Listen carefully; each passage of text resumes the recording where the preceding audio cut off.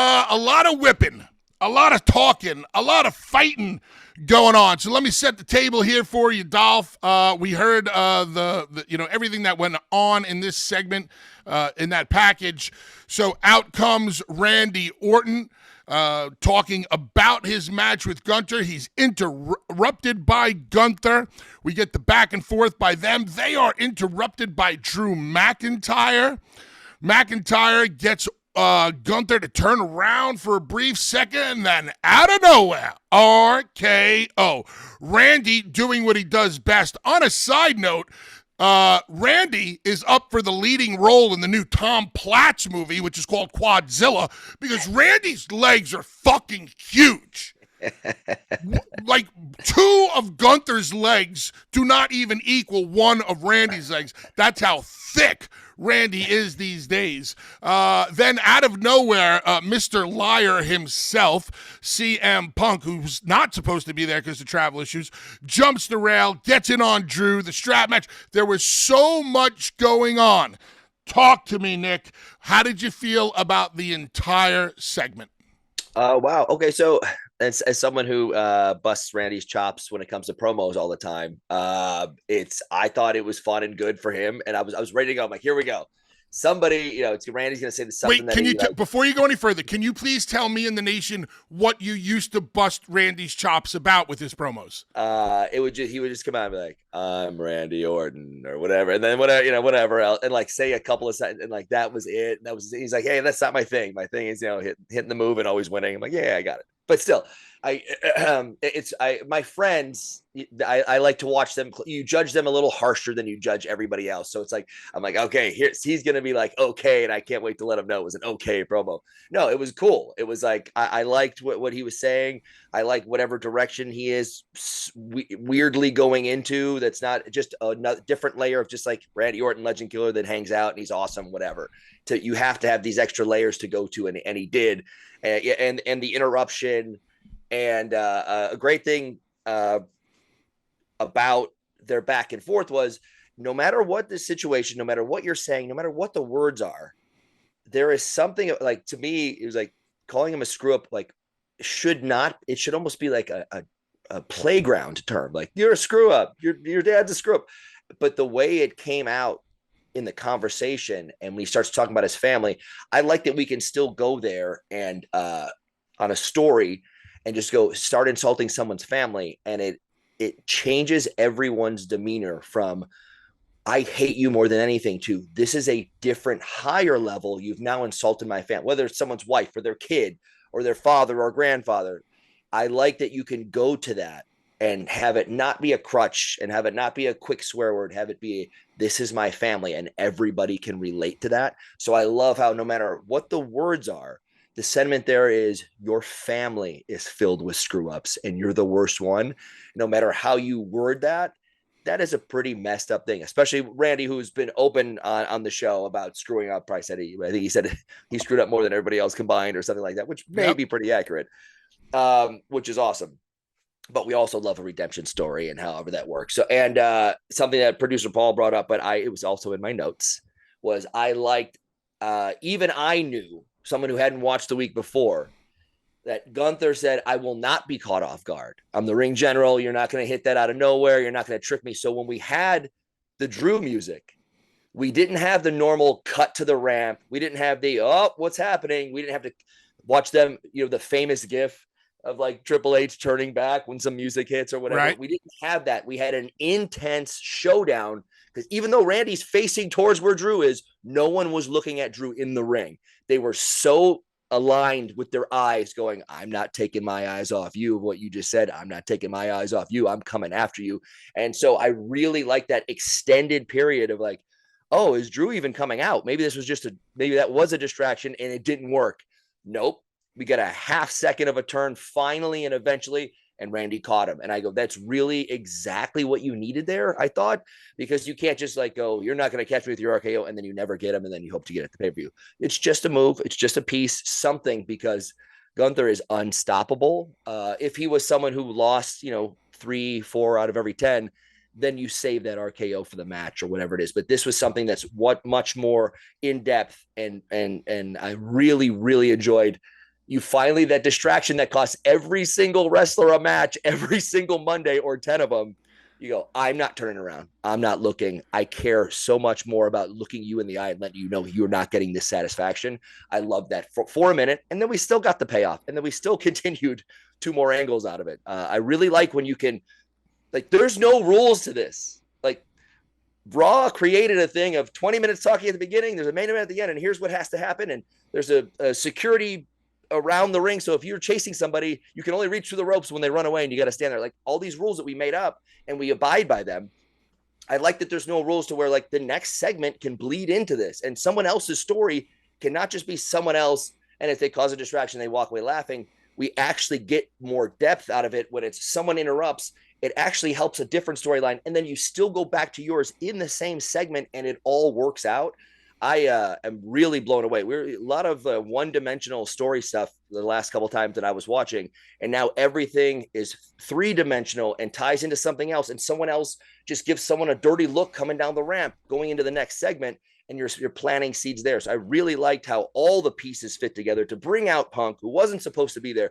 And that is a simple thing too. You can have Drew just be a little bit more comfortable because he knows Punk's not there. Like, what a great little piece that we don't have to say. And sometimes you're gonna get attacked by the person obviously you're in a 6-month story with. That's who's going to be there. When they go, hey, listen, there's some travel issues that happens these days. He's not here. And it's just a throwaway line, but it just lets Drew relax a little bit to where he can be involved in someone else's business. So to have that all tie together. And I just really like how that worked, because I don't know exactly the case, but I think if he wasn't told that Punk wasn't there because of travel issues, I don't know that he'd be interrupting someone else's match and just walking down there. What else would he be coming down there for?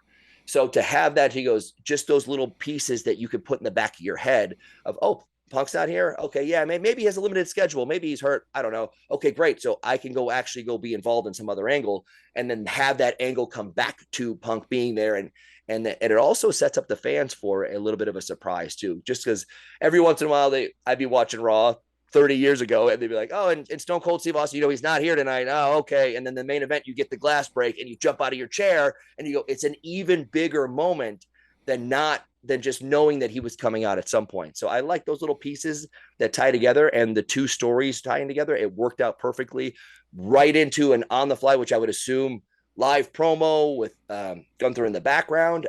Those pieces all fit beautifully. And just something like that. It's like, hey, you catch somebody talking, and to have something in the background, not just a visual, or you see 2 people sneaking off, to actually see the genuine frustration of the guy who said he would not get got. He got, and it's not just, oh, okay, you got him. That's fine. We're letting you know that it's genuinely flustering this unstoppable world champion. The when Punk was talking to, I believe it was Kathy Kelly, right? In the back. Mm-hmm. When he's talking to Kathy Kelly, and Gunther does the drive-by in the background and just kind of screams and like throws some shit on the floor or whatever. I mean, it lasted like 2 seconds, but I remember being at home going, wow, I said it out loud. I'm by myself in my apartment, and I'm like, wow, I love that. Because you don't see a lot of that anymore. I didn't need to see Gunther's face. All I needed to hear his voice, the volume, the tone, and watch him throw shit down to show how disappointed he was in himself for taking his eye off the ball, which he told Randy he was not going to do. So the ring general got. You were just talking about how we can get so much out of so little sometimes in the wrestling business. Just a passing by on the ramp. It triggered a memory from when I was a kid. Sergeant Slaughter was a massive heel in the WWE in the late 70s and the 80s. Legendary matches with Pat Patterson, the Slaughter Cannon, the whole 9 yards. Whenever Slaughter was in the territory, he was the top heel.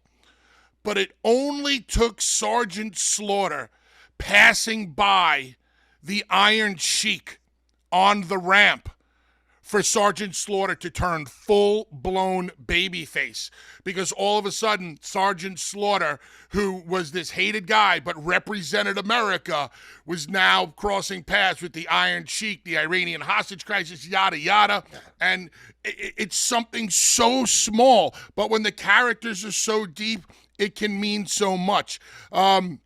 We saw CM Punk whipping Drew to shreds. I think there was this picture on social media last night of what Drew's back looked like. And I'm a big believer in, if you're going to do it, you got to do it. There's no, going half-assed on this. If you're going to lay it in, and Punk did. I'm assuming, in my opinion, we're going to see a strap match. Would that be fair to say? Yeah, and by the way, sometimes you got to force feed stuff. Sometimes you have to be so above and beyond and be like, I have a strapping idea for later, and they're like stroking their, and you're like, oh God, we got it. But I like that it's in your face, but it's also like, hey, Drew introduced the belt, which I appreciate, and it got turned on him. And he's thinking about Punk nonstop. Punk and them, clearly they have somewhere to go. And they're not just going, hey, we're going to do this strap match because we're two guys who are in an angle. It's like, no, we're out for blood.